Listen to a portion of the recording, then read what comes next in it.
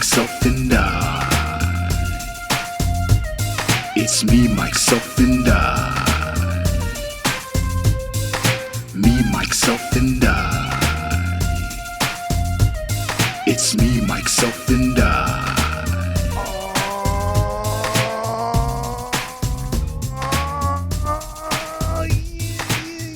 You are listening to me, myself, and I am Mike Betancourt here. Episode Ochenta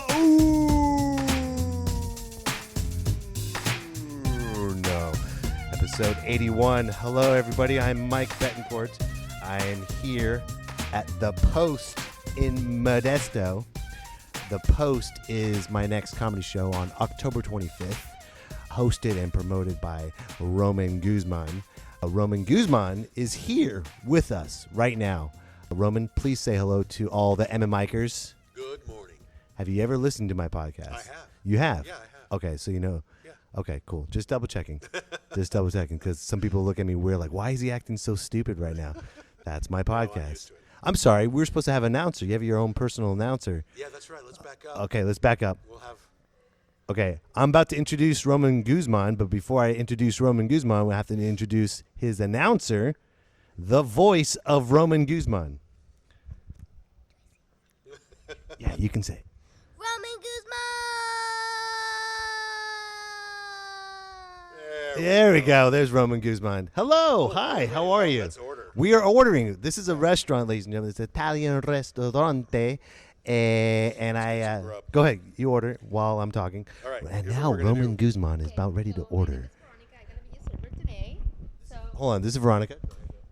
Good morning. My name is Veronica, and I'm gonna be your server today. Fantastic. All right. All right. I'm going to do this omelet thing. Look at Roman Sausage, order bacon, as he's ordering. cheese, avocado. Cheese and avocado. Yes. He looks frustrated. And But then... now- What kind of bread do you like? What kind of bread is he going to like? That is the question of the day. let's see. Give me... give me a wheat roll. A wheat roll. Yes. Nothing on rye, but wheat. Wheat roll for me. Wheat. Say that 10 times fast. All right. And the lady... The You voice want of pancakes, right? Yes. Pancakes. pancakes. Who doesn't want Right. pancakes? A couple of pancakes for her. If a child doesn't want pancakes, they're demon child. So good for you. Good for you. I will have a crispy buffalo wrap, please. Really good. Thank you. Can't wait. It looks delicious. By the way, folks, you need to come down here and eat and support the Post because October 25th, we're going to have a wonderful show here. Thank you very Veronica. much. So, Roman! Yes. Roman Guzman. Folks, if you don't know who Roman Guzman is, you need to know who he is. He is the... About the show. I'm going to. Remember that shy little girl that used to... I can't wait to sit heckle next you when you do some announcements. Ladies and gentlemen, talk about your dad. Talk about your dad. I got to introduce Roman first to my listeners. The listeners don't know don't know who I am. who your dad is.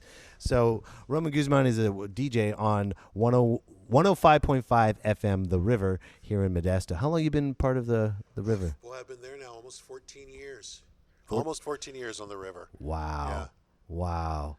How's that going for you? It's great. How did you get into that? Actually, I was just telling that story earlier to her grandmother. Okay. I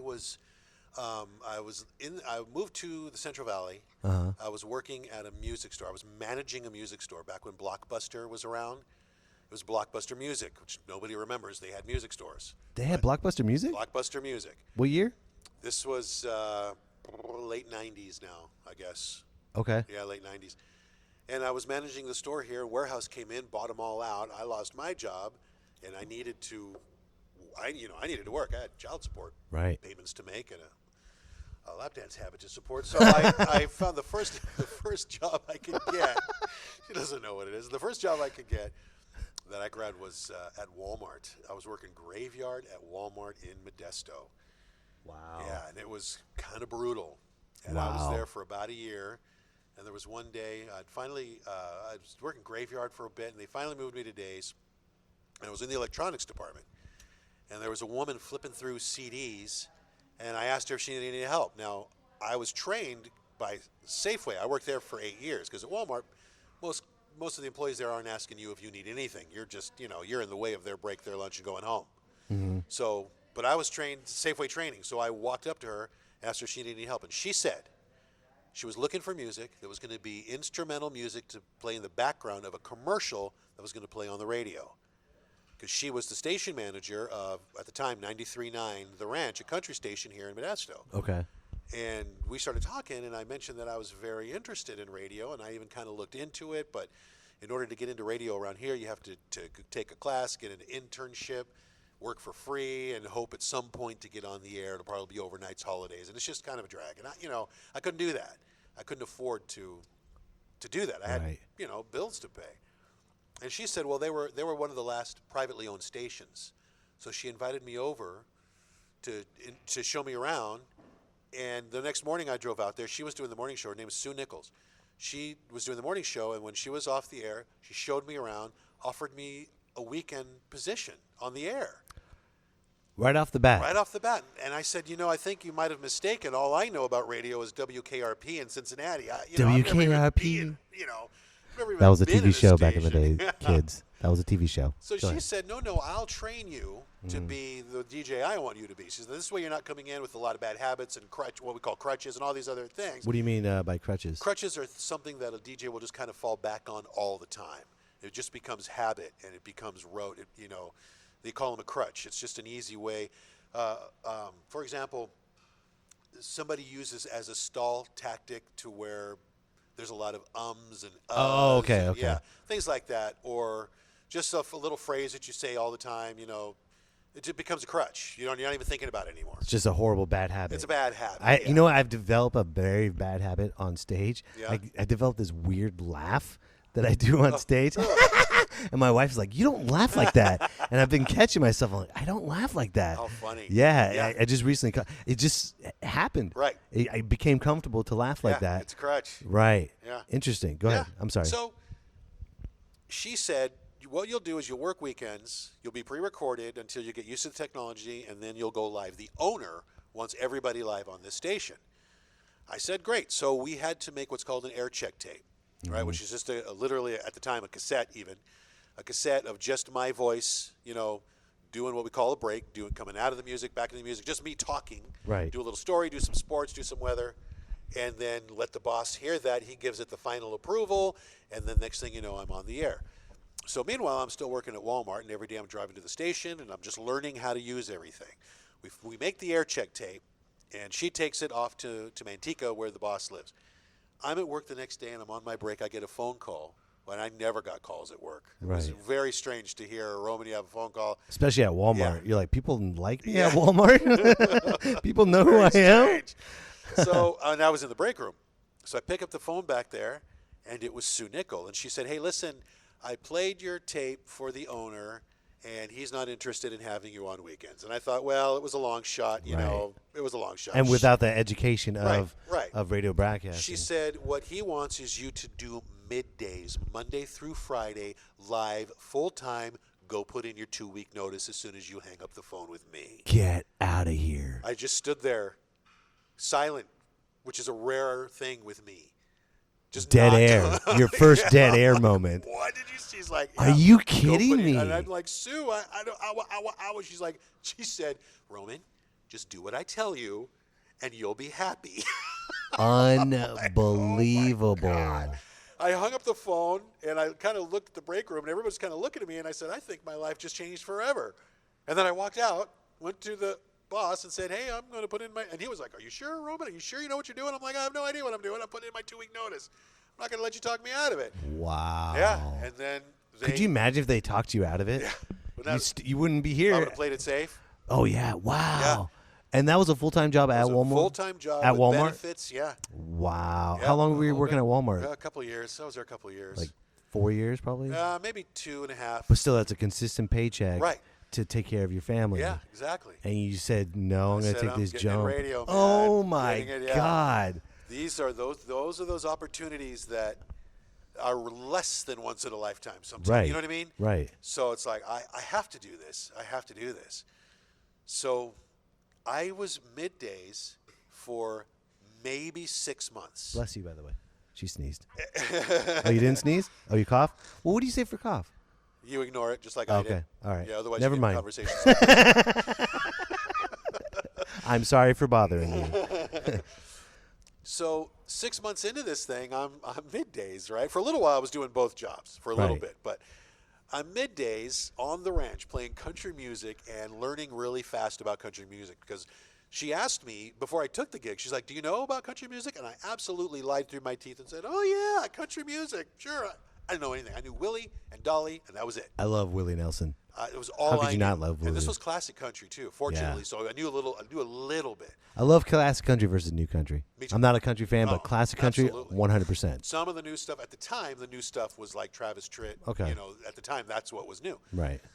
So I dived in head first. One of the things I learned from my dad is when it comes to work, say yes to Right. everything they ask you, and then learn how to do it as quickly as you can. Right. Because the worst thing that happens, if you say no, then you don't get the gig. Right. Worst things that happen, you say yes, you try, it doesn't work out. They fire you and They whatever. fire you anyway. Right. Yeah. Either way, you're going to be So, out the door. It was all about fake it till you make it. Right. So that's what I did. I Wow. jumped in head first, started listening nonstop to the station. Uh-huh. And, you know, but it's all spelled out anyway, as long as you know how to pronounce the names. And with country artists, it's pretty basic names. You know, there's not a lot of, it wasn't like world Yeah, but music. to know who you're bringing up and to know the music helps out tremendously because you'll be Absolutely. thinking about 1,000 different other wonderful Right. things to say. Yeah. So you're basically like, I'm going to think about wonderful things to say, and I have no idea what I'm going to No say. idea what it's- Wow. But a couple of things that she told me, which really changed everything when it came to broadcasting, and I would tell all new DJs this as well. Number one, A becomes the becomes the. When you're talking, if you say there is a game coming up at the event center, you're reading, and everybody can tell. If there's a game coming up at the event center, that's conversation. Say that again. A DJ A voice. becomes the becomes the. A becomes Yeah.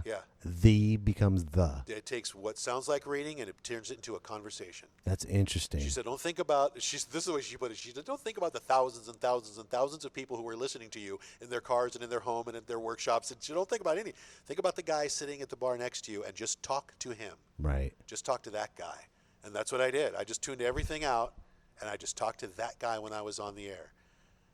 And next thing you know, people are responding big time to my nonsense. I was telling stupid stories about my kids and my cat and stuff. People were loving it. Good. Yeah, and it just grew and grew and grew. And then I started announcing shows. Now, you have a picture of somebody when all you know is their voice. Right. I'm this big Mexican dude, right, working at a country station. Right. And I show up to introduce Ronnie Millsap at the county fair, and people were not expecting this big Mexican guy. Right. They're expecting a good old boy. But your name's Roman Guzman. Well, on the air, few people use their real name. Oh. On the ranch, I was Ray. Ray. I was Ray. Can you do? Did you have an accent? No, hey, I- this no, is no, Ray. Nope, didn't do that. at Ray all. Guzman. I I am. didn't even use my last name. I was just Ray. Yeah. Okay. So, yeah, when I got up to introduce Ronnie Millsap was my first intro. It was like the crowd was a little quiet at the Wow. time. You felt the racism. I didn't have a hat. I didn't have a belt buckle. Wait. Yeah. What's this Mexican gonna do? Is he gonna?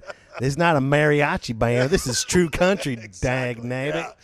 Yeah, so it was a little strange at first. but Wow. Eventually, they warmed up to me, and I had a lot of fun, man. I got to interview Charlie Daniels. Oh no! You know, I really? did tequila shots with Dina Carter. I met the Bellamy brothers, and I mean Hal Ketch. Just more and more and more interviews and intros, and it was great. I had a great time, and then they Wow. sold and became, which happens in radio. Any day could be your last. They don't give a DJ 2-week notice and then give him a microphone to complain about it. So usually it's just you show up and here's your final check. Why is it so ruthless like that? It's not It's like that very in strange. television. Television's not it's- like that Yeah, it's just any day. Because you never know what a DJ might go on the air and start complaining about. because they cover your voice. Right. They take your voice away real quick.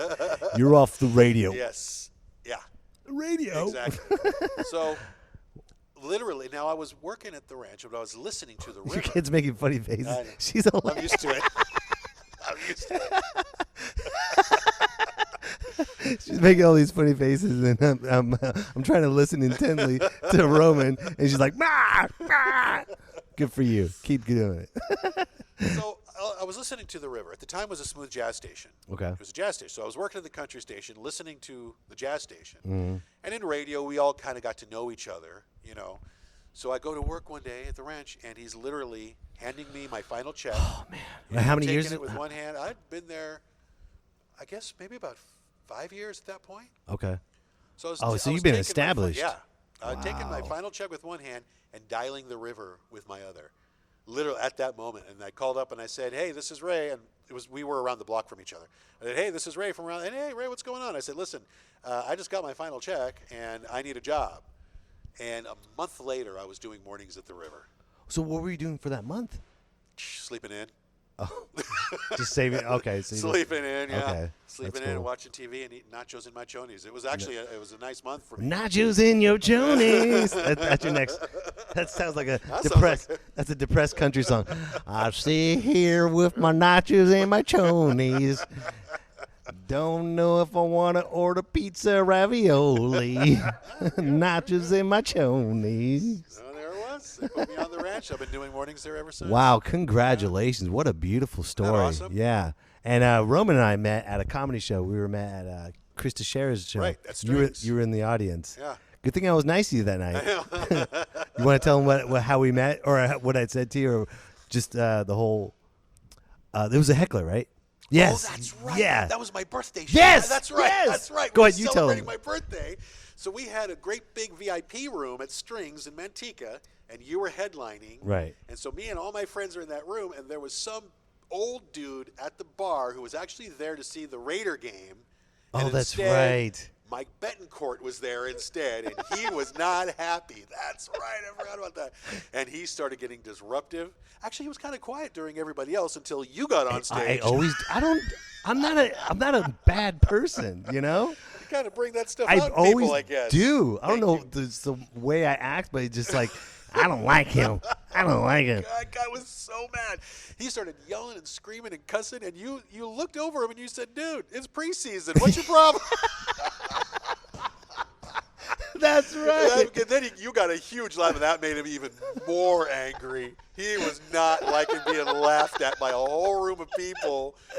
Oh, my gosh. I remember that. The fact that he was being belligerent and almost violent, that didn't bother you. The fact that it was a preseason game that you're causing out, that was what you... Of course. Oh, you know, like I said, I could see if it so was good. if it was a playoff game. Right. And the comedy show Right. is playing during the playoff game. I'm 100% okay with you getting angry at the stupid comic perform. It's preseason. It was a game preseason. 1 of preseason. No one watches that. Oh, my only gosh. fantasy people. Only people that play fantasy football Right. watch preseason Right. games. No one cares. Nobody cares. Everyone looks at the score. All right. Yeah. Season 5 or what? Game 5. That's when people start really watching then we'll the start to pay a preseason little bit of because the attention. next game is the real number Right. 1 game. Yeah. You see all the stars. No one cares. I've never Oh met my a God, I diehard forgot fan. about that, I dude. did. I totally remember. Right when we were talking about. Yeah. I never met a diehard fan care about preseason. Never. Oh, my That's gosh, right. that And then, was awesome. and then what? Probably like a year later, you started a I room. started doing my own show. Yeah, I started my own series. It was a year later, Yeah. probably. Yeah. Wow. And I called Chris. Right. You know, and I asked him a bunch of questions about it because I used to promote jazz concerts at that same room. At the time, it was called Jacob's Fine Dining in that big room there. And I used to do jazz shows. And so I wanted to find out, you know, I wanted to bring what I liked about doing those shows to the comedy shows. So rather than just kind of be in a corner with a mic and a stool, I pay for sound and lights. I pay for production. It's it's a show. From beginning. There's a pre-recorded intro. You know, there's music Right. that plays on and off the whole bit. I like some pizza place in the corner and there's a brick wall, and I like that. There's Right. a place for that, definitely. Right. But that's not what I do. Right. I want to do a production. I'm a fan of quality shows because guess what happens? Quality audience comes out. Exactly, I got yeah. so sick and tired. I've said this on my podcast numerous times. I'm so sick and tired of like veteran. Ooh, hold on. We're taking a food break. here? Oh my goodness. The food is here and I am advertising it. Oh my goodness. It is being served with doves. I've never seen food be served that. Oh with my doves. gosh, very nice. And say this is amore. Thank you very Beautiful. much. Thank Oh my you. goodness, we're almost done, so we'll keep eating. But do you go ahead? You were saying? Oh no. It was the quality shows. Right. I'm so sick and tired of. We just put a comic in the corner and then they start laughing. That's not comedy. That's not why we dedicate our lives. Right. That's not why we dedicate our lives. Hold on, my daughter's whispering something. Okay, go ahead. What? Cut? Oh, you want me to cut Oh, the pancakes? cut. I need to cut the Okay. pancakes. I will. Do it. Look at me. Hold on. No. You get. I'll hold the microphone. You're in dad mode. It's okay. We got this right now. I'm going to do play-by-play. Roman Guzman is cutting the pancakes. First of all, he's got to get the butter, and he's getting the butter. She's getting excited about the butter because you can't have pancakes without butter. How could you not? Now he's getting the butter. He's not. He's doing it with his fingers. He's not. Look at that. Slapping it on, throwing it down. Get the knife. Lather it across. Boom, boom, boom.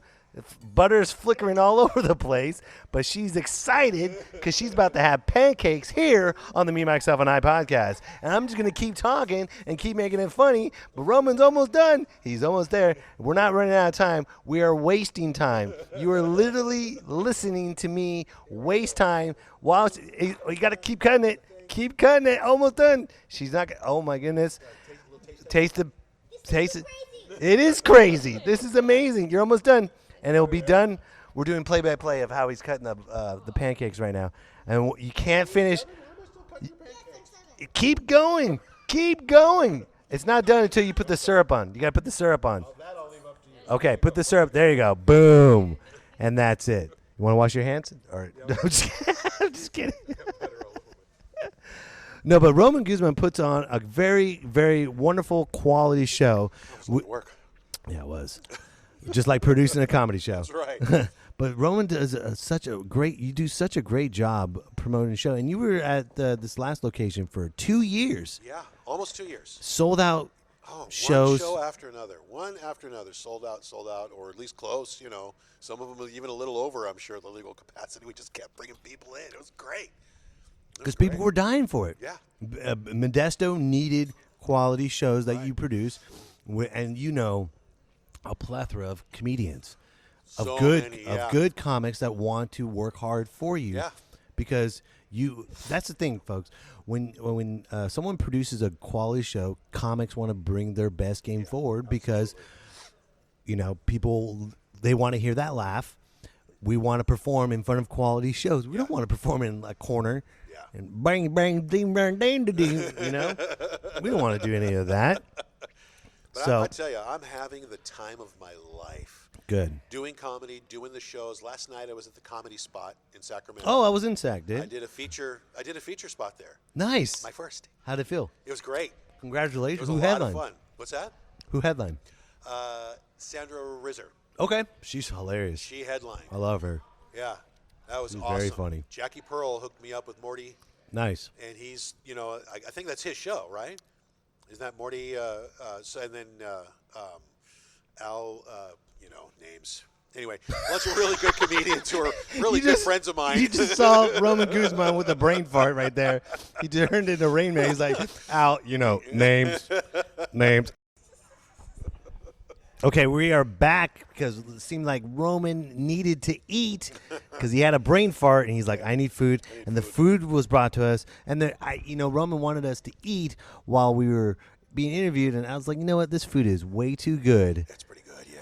You can't disrespect food. Yeah, that's true. Look at now she's happy. Plus Now she wants to hear a lot of smacking. Yeah, I'll be like, hey, anyone. Yeah, that's no good. Actually, I don't smack. I'll be like, like, what about Bob? Yeah. Would you stop it? Richard Dreyfuss made that movie. Oh my gosh, he was great. He was the funniest. Everyone thinks Bill Murray was the funniest one. He was the sidekick. Richard Dreyfuss ran that movie. You think he's gone? He's never gone. Is this some kind of radical transformation? You see? My favorite line of his is when he yells to him to get out of the car, and he's not even finishing words at that point. Yeah. He's like, God, sounds. Oh, Yeah. God. Oh, And that's the best. The best thing about that movie is you just watch Richard Dreyfuss become this prestigious psychiatrist, perfect beard.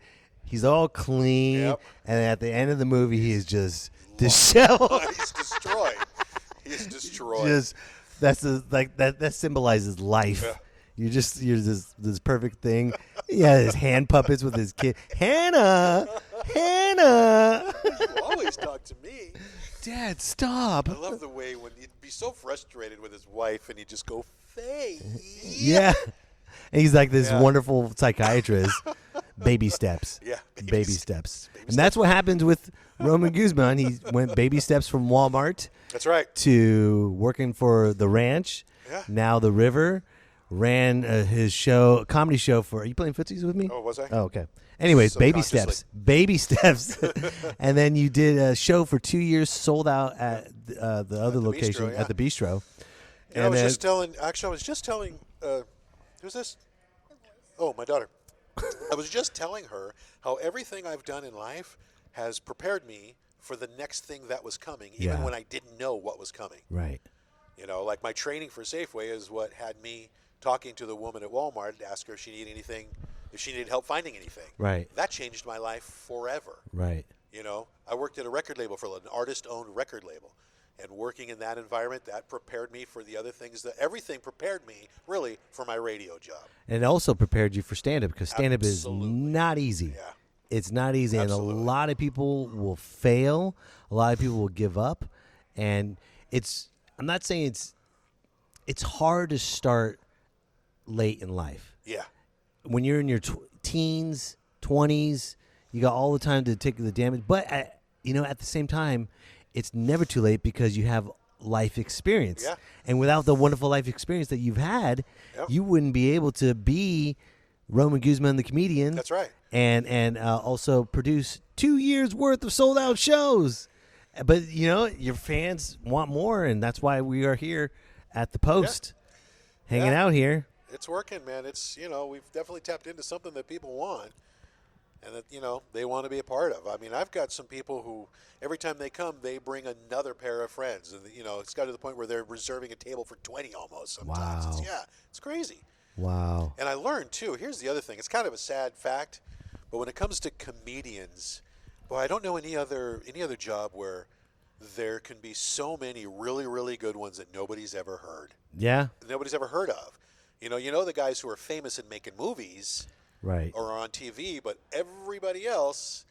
So I learned really quick that when people are coming to the shows, when I was going to Strings, I realized I don't know any of these comedians, but I know Chris Teixeira is going to put on a good show. Right. So that's why I'm paying for my ticket ahead of time without knowing any of these names. Your name. Exactly. Yeah. So I had to build that trust with my audience. And the good thing is that most of these people knew me from being on the radio.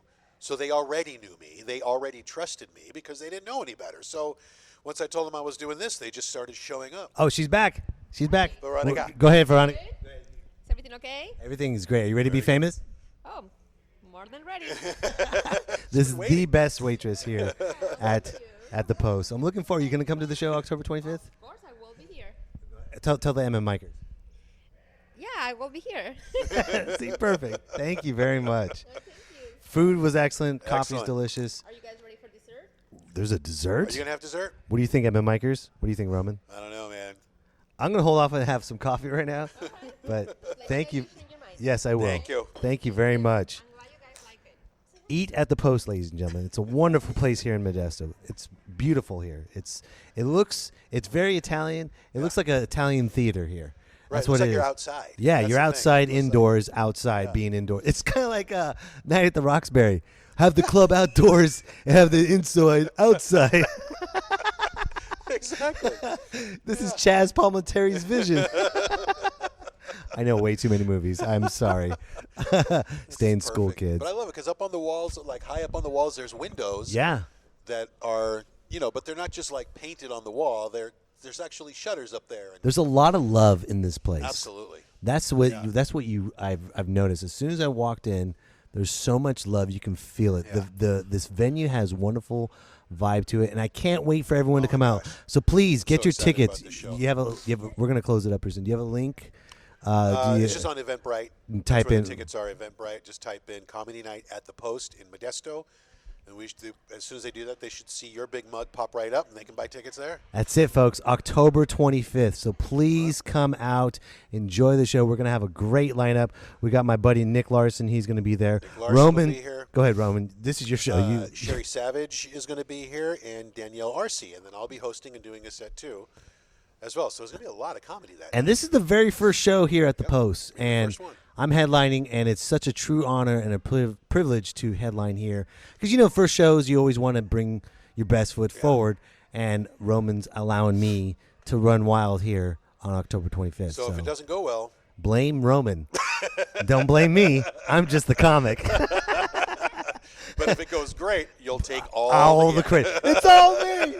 No one else helped. No one. God, you're all alike. You guys, before we go, we have a wonderful sign-off. Are you ready to do the sign-off? Yes. Okay. I need everyone to start snapping their fingers. Get closer. Get ready. It's time to salsa. All we got to do is repeat after me. Salsa! Salsa! Salsa! Salsa! Salsa! Hey! Salsa! Salsa! Salsa! Salsa! I Salsa! think we're ordering. No, we're not bring ordering us some salsa. I know. They probably think we're rude. Who are these horrible Demanding comedians? salsa. Salsa!